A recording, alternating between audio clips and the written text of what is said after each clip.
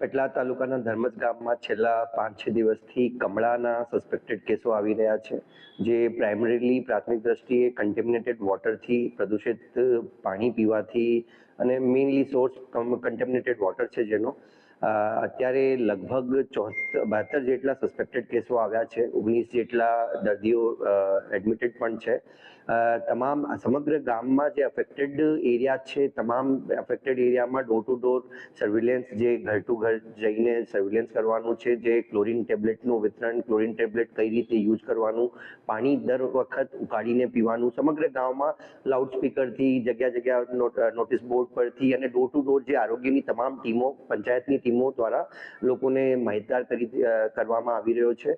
આ ઉપરાંત જ્યારે કમળાના સિમ્પટમ હોય તો ત્યારે પેરાસિટામોલ અવોઇડ કરવાનું, પેરાસિટામોલ નહીં યુઝ કરવાનું. આ માટે ફાર્મસીને અને ધર્મજની આજુબાજુના તમામ જનરલ પ્રેક્ટિશનર્સને પણ આરોગ્ય વિભાગ તરફથી સૂચના આપી દેવામાં આવી છે.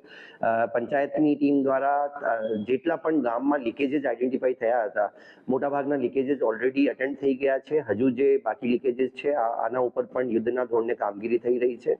સો બેસિકલી આરોગ્ય વિભાગની તમામ ટીમો, પાણી પુરવઠાની ટીમો, પંચાયતની ટીમો